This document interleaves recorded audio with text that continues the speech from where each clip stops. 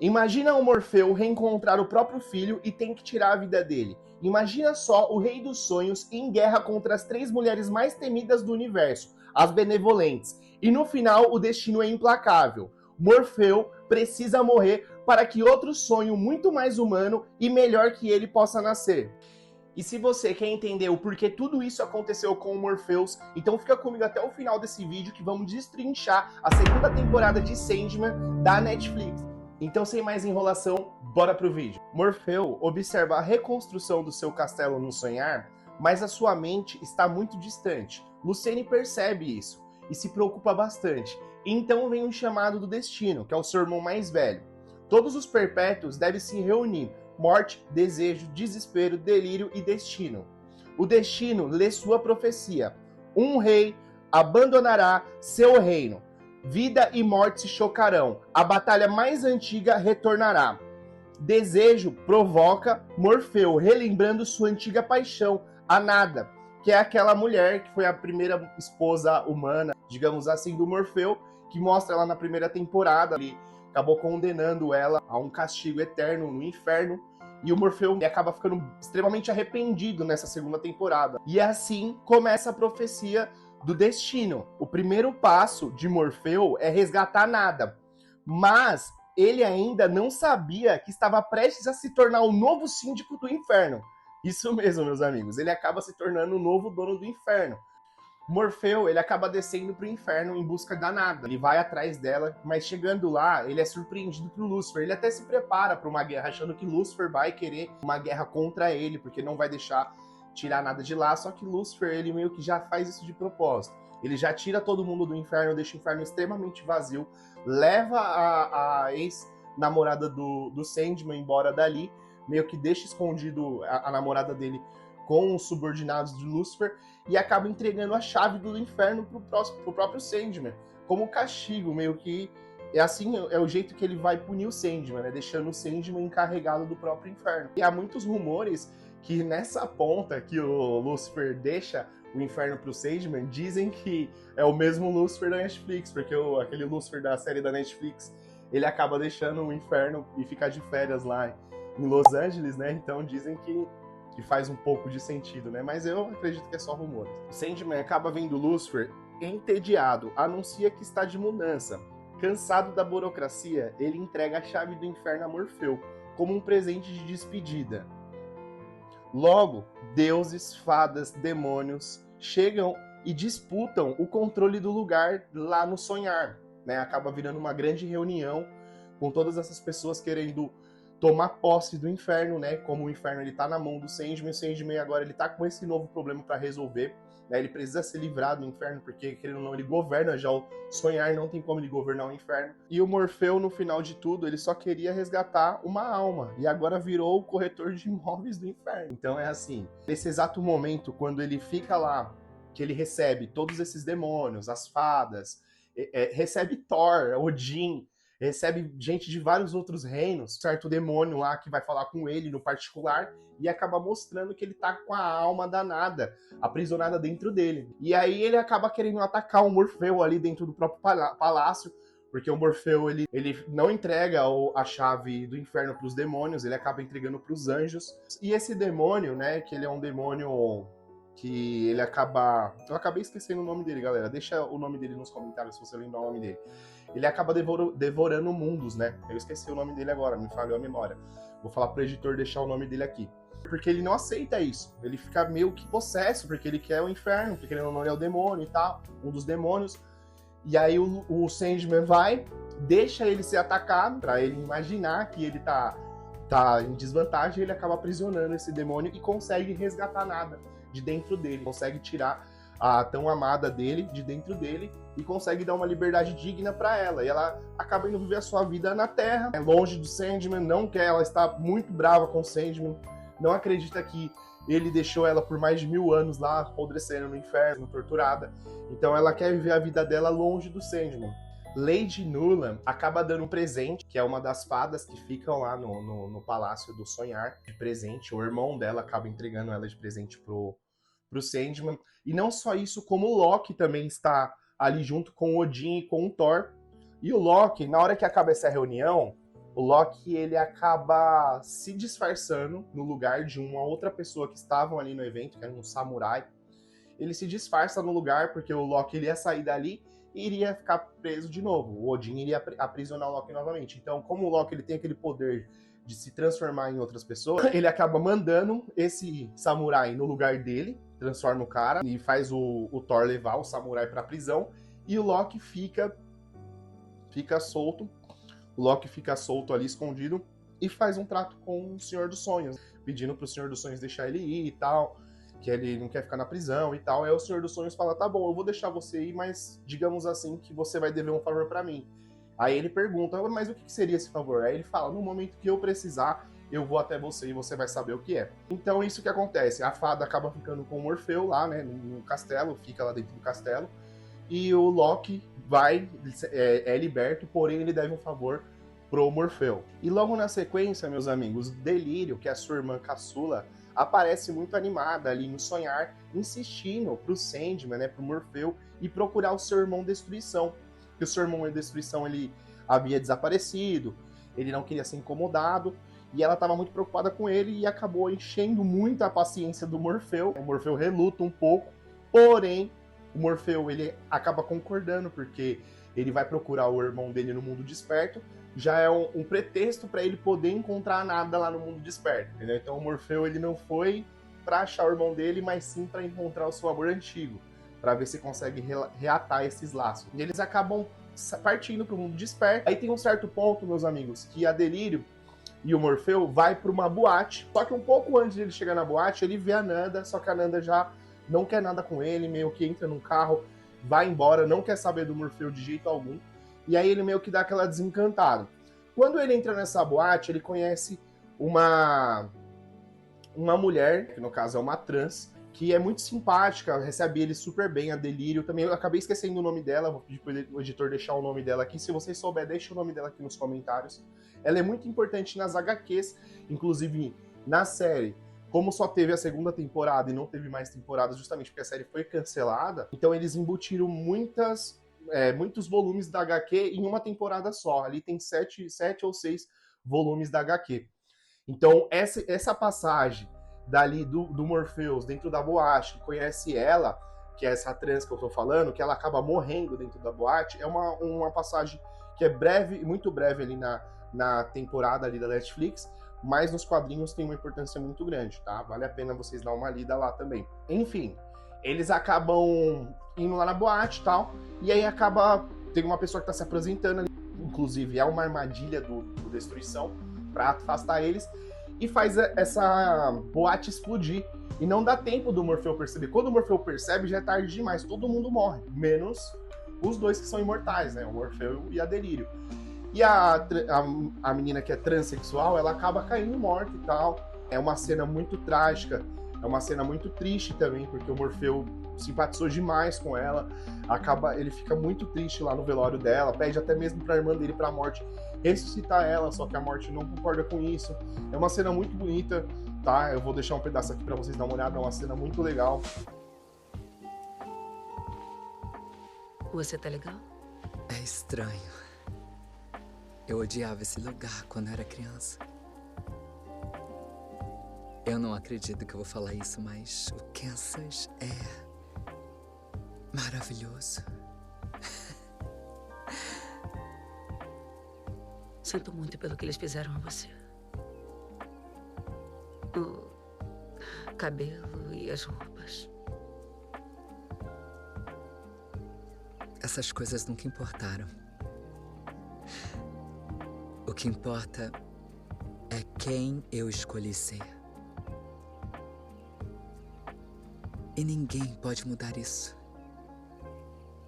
E a partir dali que a história começa a se desenvolver. Não sei se para muitos foi uma história legal, para outros nem tanto, né? Porque acaba acontecendo uma tragédia no final, então fica aí que vocês vão entender o que eu tô falando. Enfim, eles continuam a busca deles, né? Logo após esse velório e tal, um velório muito triste, marcante ali na série. E eles acabam indo atrás do Destino, que é o irmão mais velho deles. E a Delírio até faz uma piada com o Sandman e fala: Sandman, todas as vezes que a gente perguntou alguma coisa pro Destino, ele nunca respondeu a gente e tal. Aí o Sandman fala: O que a gente tem que ficar atento não é o que ele fala, e sim aquilo que ele não fala, que é ali que tá a resposta.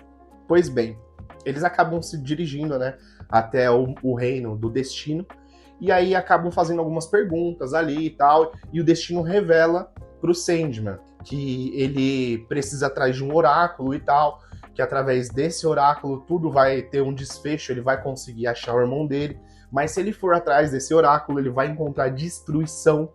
Ou seja, isso foi uma opção dele.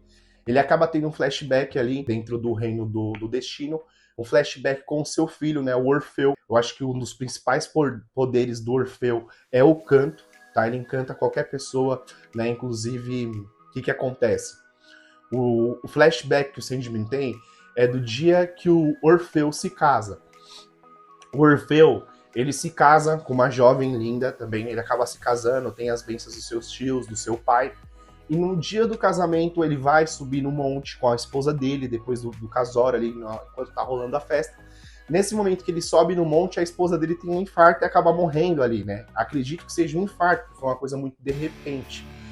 E nessa que ele sai para buscar ajuda, vem a morte, que é a tia dele, né?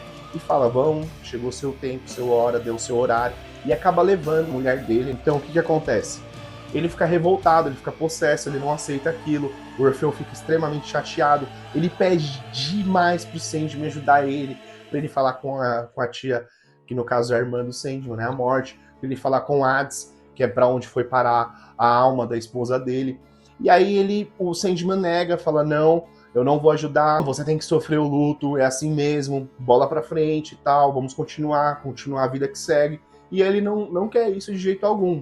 E aí ele fica muito triste, muito decepcionado. E o Orfeu, ele não é imortal. Ele é mortal, o Orfeu. Ele é um rapaz mortal, porque a mãe dele é uma mortal. E aí ele vai na beira de um penhasco e vai se matar, né? Justamente porque a amada dele acaba morrendo, então ele já tá desgostoso da vida e quer morrer. Nessa que ele vai se matar, o Destruição, que é o tio dele, o irmão do Morpheus, vai e fala pra ele, né? Fala, a vida não é assim, você vai se matar e tal, não precisa disso, deixa de ser tonto, né? Não precisa se matar por causa da mulher, vida que segue. Aí ele fala, não, tio, eu preciso de uma ajuda e tal, não vou aceitar isso. Aí o Destruição vai e fala, então, você pode falar com a sua tia Morte, eu duvido que ela não vai te ajudar. Aí ele fala, mas como que eu vou chegar até ela? Destruição vai, abre uma porta, né, tipo um portal, e aí fala pra ele atravessar aquela casa da tia dele, né? Aí ele vai lá e pede pra ela, pra ressuscitar ela e tal. Ela fala que não consegue, que teria que ir lá falar com o Hades. O Hades tem esse poder. Só que a partir do momento que ele passasse pros portões do Hades, do reino do Hades, ele não seria mais um mortal, ele viraria imortal. E aí ele topa, tal, mesmo sem o pai dele apoiar isso, ele vai escondido e entra lá dentro. Quando ele entra no reino de Hades, ele começa a cantar pra Hades, é uma cena excepcional. Hades é um gigante, ele e a esposa dele, dois gigantes muito, o CGI dessa série é fenomenal. Você vê eles levantando, ele consegue levantar todas as almas com o canto, então eles autorizam que ele consiga prosseguir até a esposa dele, com uma condição, que ele não olhe pra trás. Ele só pode olhar pra trás quando ele terminar a jornada. A esposa dele vai seguir ele como sombra, mas ele não pode olhar pra trás. E o primeiro momento, quando ele chega lá, ele olha pra trás. Quando ele vê a esposa dele falando, ele olha pra trás, não resiste. Sendo assim, ele é castigado, e eles arrancam o corpo dele, deixa só uma cabeça, e ele acaba parando numa praia. Ele implora pelo pai dele, o pai dele aparece, ele pede pro pai dele tirar a vida dele, porque ele é só uma cabeça agora, ele não tem mais corpo. E o pai dele se nega, fala, não, filho, eu não vou tirar, foi consequência sua, foi sua escolha, você escolheu isso. Então, como você escolheu isso, você vai sofrer com sua decisão. E acaba deixando ele ali, né, meio que jogado no relento, digamos assim, porque o Morfeu, ele é um cara bondoso, ele é um deus bondoso, né. Ele acaba falando para alguns sacerdotes ir lá cuidar do filho dele. Só que tem um porém. Pro Orfeu falar aonde tá o Destruição, o Orfeu quer uma dádiva. Ele pede essa dádiva pro sonho, né? Pro Sandman.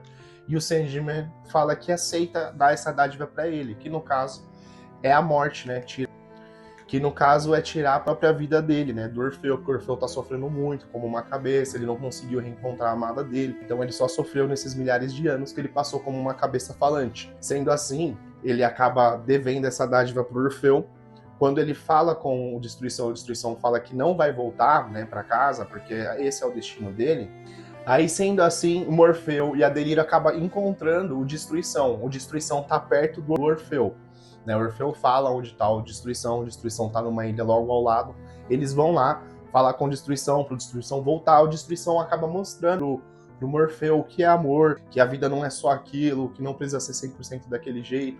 E fala que não vai voltar, que não é aquilo que ele queria pra vida dele, que ele vai vagar pelas estrelas e acaba saindo em busca do seu destino mesmo, né, em busca de viver a sua vida em paz, longe dessas responsabilidades que ele nunca pediu. Ele acaba voltando pra lá, ele fala pra Delírio que ele precisa dar essa dádiva pro Orfeu, só que em Sandman tem um pequeno detalhe.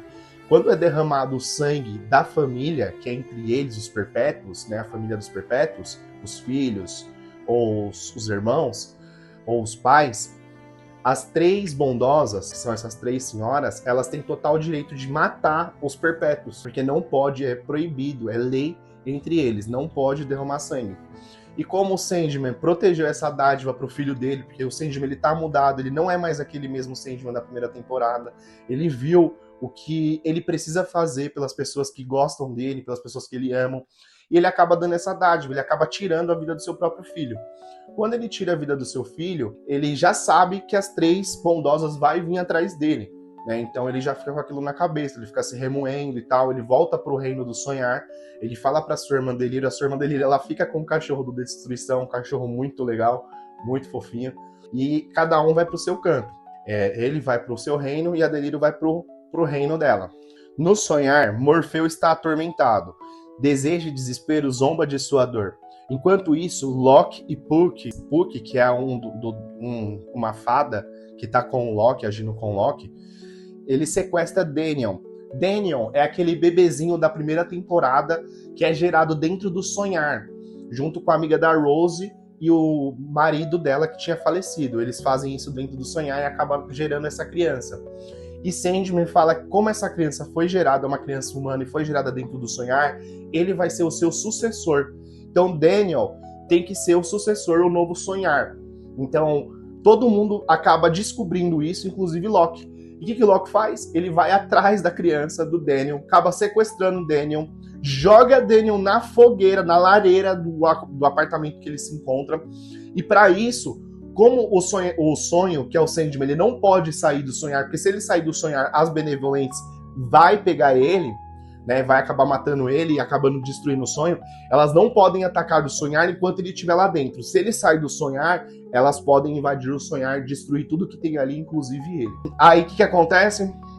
Para o Sandman não correr esse risco, ele contrata a Joanna Constantine. E também ele revive o Corinthians da primeira temporada, só que dessa vez ele consegue consertar o Corinthians, deixa ele uma pessoa muito mais amigável. E ele coloca o Corinthians para trabalhar junto com a Joanna.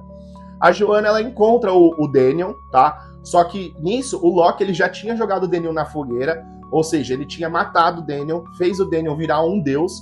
E nisso, Odin acaba achando o Locke através da Joanna, né? A Joanna consegue achar ali o Locke, consegue fazer um ritual ali junto com o Corinthians, consegue encontrar o Locke nesse hotel, chega lá, pega a criança e dá a criança pro Corinthians e pede pro Corinthians voltar pro sonhar para devolver a criança pro Sandman. Porém, nesse meio tempo que o Locke pegou a criança, o Locke plantou provas que era o Morpheus que tinha sequestrado essa criança. Então Lita, que é a mãe do Daniel, acha que era o Morfeu. Então a Lita, ela fica possessa. O Locke mostra que a criança foi carbonizada e tal, ela fica possessa, ela acaba indo atrás de vingança.